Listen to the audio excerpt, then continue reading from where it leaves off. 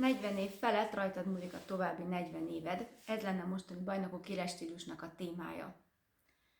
Fontosnak tartom, hogy egy őszinte tükörképet állítsunk be saját magunkkal szemben, és tisztában legyünk azzal, hogy minek mi lesz a következménye.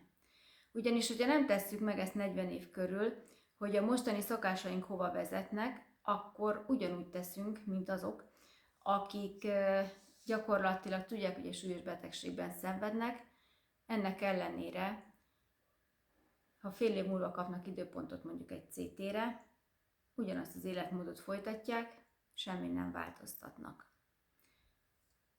Mindenki tisztában van azzal, tényleg képzettségtől, társadalmi státusztól függetlenül, hogy milyen következményei vannak mondjuk a dohányzásnak, a rendszeres alkoholfogyasztásnak, milyen következményei vannak a mozgásszegény életmódnak és az elhízásnak. Mégsem érdekel senkit.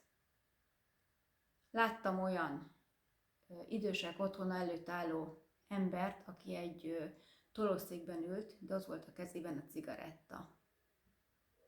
Hallottam panaszkodni olyan 50 éves nőt, akinek mind a kettő szülője demens volt, és arról panaszkodott, hogy gyakorlatilag tönkreteszik az életét, és nem tud ellene mit tenni, mivel nincsen elegendő jövedelme ahhoz, hogy egy megfelelő intézménybe elhelyezze őket. Holott mások látja, hogy idős emberek tanyán például el tudják látni magukat. Vagy mondhatnánk akár a mindenhol levő német turistákat, akik 60-70-80 évesen ugyanúgy turáznak, és egészségmegőrző tevékenységeket folytatnak.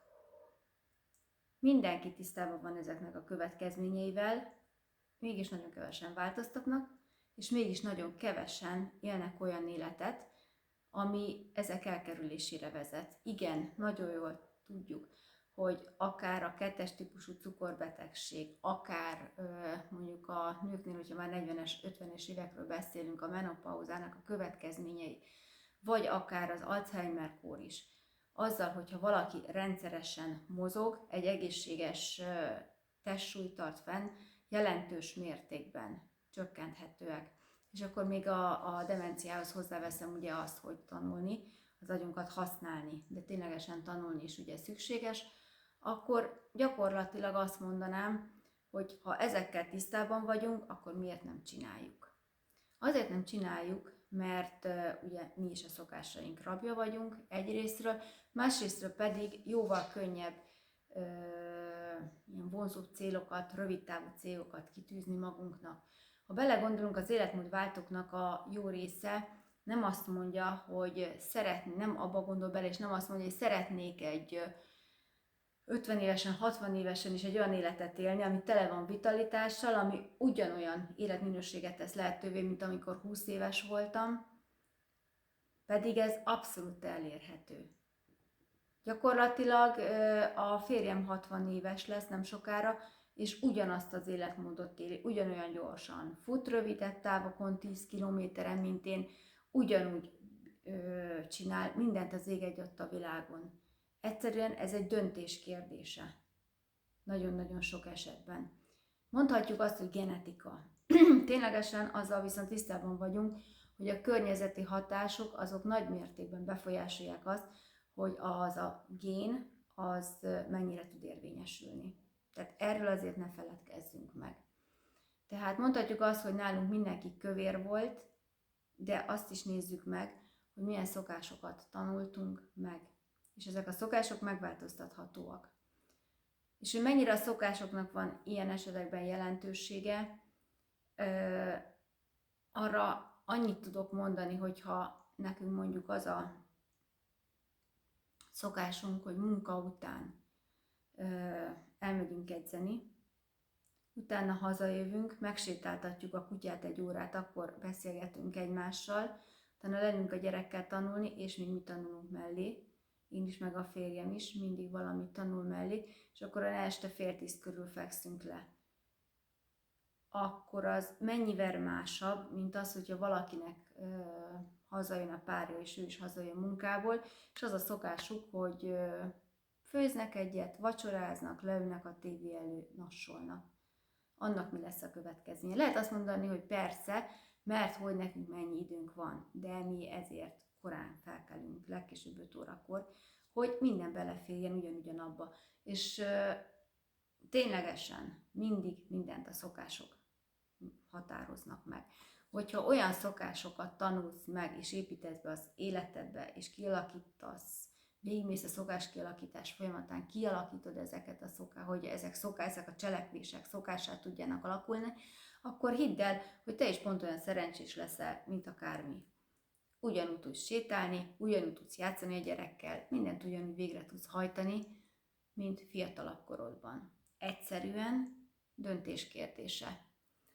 Azt tudjuk, hogy a döntés azonban nem elég. Kell hozzá egy olyan stratégia, kell hozzá egy olyan terv, amit te végre tudsz hajtani, és amik megkönnyítik ezeket a változtatásokat. Itt szükség lehet egy szakembernek a segítségére, viszont ugye a szokás kialakításnál is figyelembe kell venni néhány alapvető dolgot, amit tényleg mindenki pénz nélkül tud alkalmazni. Ilyen például az akaraterő kérdése. Ugye vannak, akik már eljutottak a döntésig, és rájöttek arra, hogy milyen következményekkel jár, hogyha mondjuk egy nő 80 vagy 90 kg-osan éli le az egész életét. Egyrésztről nincs megelégedve saját magával, másrésztről pedig nyilvánvaló, ez milyen hátrányokkal jár, gyakorlatilag beszűkíti az életét. Tehát én a Kalmár Kata bajnokomat tudom idézni, kiesett a fülbevalóm, a Kalmár Kata bajnokomat tudom idézni, aki azt mondta, hogy ő neki azt adja a leginkább a bajnokok programja, hogy ő amit kitalál, azt gyakorlatilag végre tudja hajtani. Tehát, hogyha kitalálja azt, hogy ő most körbebiciklizi a Tiszatavat, akkor körbebiciklizi a biciklitavat. Holott már unokái vannak. Tehát gyakorlatilag kitágítod az egész életteredet.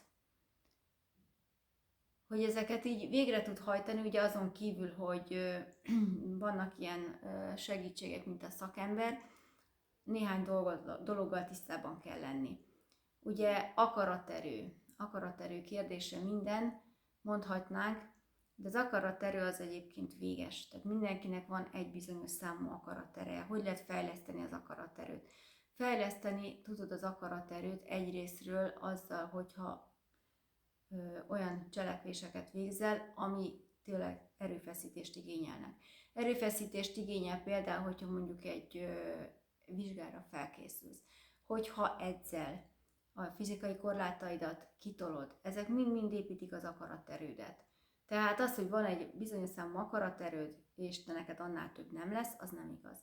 Az akaraterőhöz nagymértékben hozzájárul az alvás is.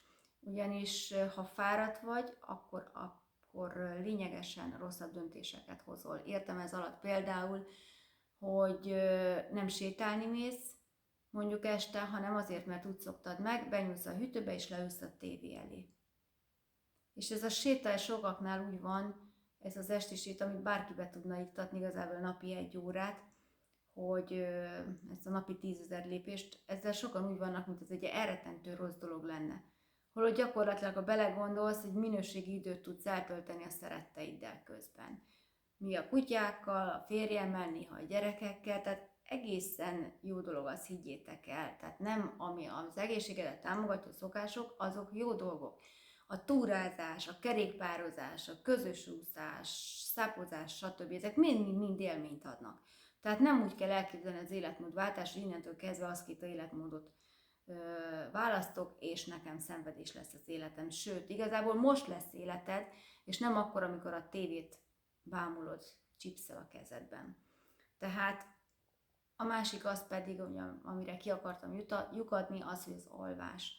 Az alvásnak nagyon nagy szerepe van, ha kipihent vagy, akkor lényegesen könnyebben végre tudod hajtani a dolgaidat, és jobb döntéseket tudsz hozni. Tisztában vagyok vele, hogy vannak olyan élethelyzetek, mint egy kisgyerekes anyuka, aki nem tud elegendő mennyiséget aludni, és akkor erre vannak az ilyen segítő technikák. Mondjuk az alvás minőséghez nagymértékben hozzájárul a stresszlevezetés. Stresszlevezetés a legjobb, ugye a mozgás, ez kutatások bizonyították.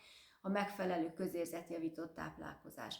Tehát azzal, hogy az akaraterődet növeld, igenis olyan egészségmegőrző tevékenységeket kell végezned, amik lehetővé teszik a jó minőségű alvást. És mi sorolhatnánk, hogy mennyi mindent tehetsz meg a saját egészségedért, de egy a lényeg, amit látni kell mindenkinek. Az, hogy ha te egy ugyanolyan minőségű életet akarsz élni, mondjuk én például konkrétan megmondom, hogy én 70 évesen és 80 évesen is ugyanúgy túrázni akarok menni, biciklizni akarok, úszni akarok a férjemmel, mint napjaimban. Tehát én nem akarok rászorulva lenni a gyerekeimre, nem akarok nekik teher lenni, és én ezért mindent meg is teszek. Én ugyanolyan segítsége akarok lenni az én gyerekeimnek, majd az unokájuk kapcsán, mint amilyenek mondjuk az én szüleim.